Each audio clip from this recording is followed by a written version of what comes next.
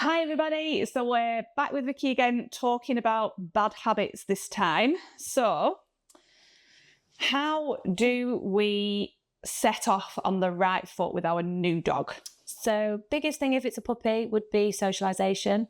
So getting them exposed to absolutely everything in the environment. You can get checklists online of what I'm talking about. So it can be like push chairs, other dogs obviously, men with beards, men with hats, women with walking sticks, all those kind of things is the best thing, so that when they get older, they're not sort of surprised when they see things like that, because their key socialisation period is obviously up to 12 weeks. So we want to expose them to everything before the 12 weeks, ideally, when it's safe to do so, when they've had the vaccines and everything. Okay. Just so that when they get older, they're not scared of men with hats, for example. Okay.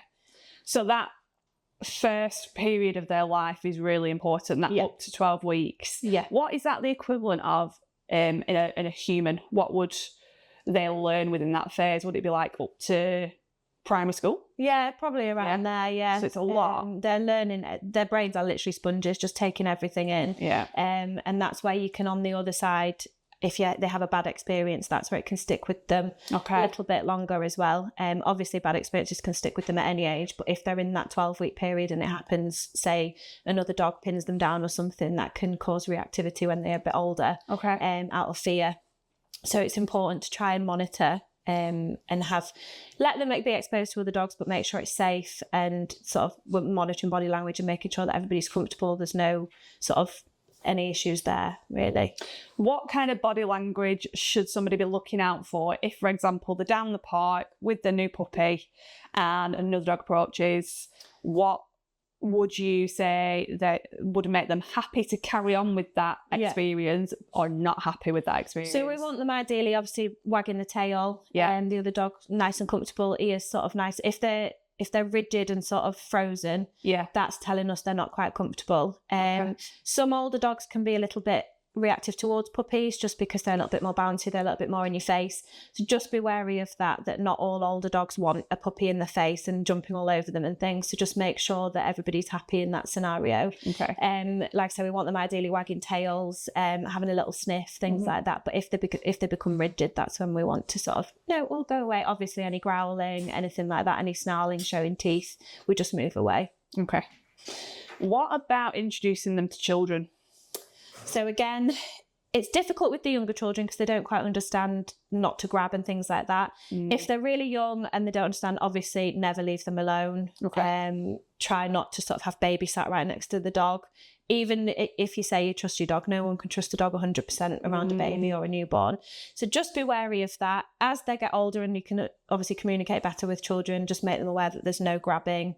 You don't cuddle them too tight, things like that. Again, parents or people that are with the children should be aware of dogs' body language. So any sort of lip licking, sort of wide eyes, anything like that where they're thinking, I'm not quite comfortable. Just remove the child out of that situation, or the dog, whichever's safer. Okay. What about introducing them to other animals in the house? So like cats and things. So again, try and just keep it nice and neutral. Ideally, if you're meeting another dog, you want them sort of outside, maybe on a walk in the garden, and then before you just bring them inside into their sort of house. And then cats and things, cats usually, again, will try to hide. They'll sort of take themselves off. Just make sure that they both have their own space, so the cat's got somewhere they can go if they want time out. So the puppy's not, or the dog's not just in their space all the time. They're sort of the biggest things, really, just gentle, slow introductions. Okay.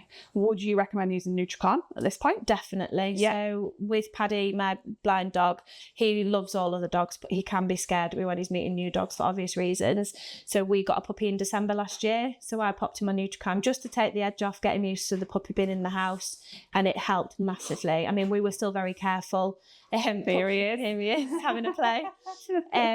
Puppy was crate trained just so that Paddy still had his own space. So that if the puppy got too much, had the puppy zoomies like they all do, that Paddy still had his safe spot.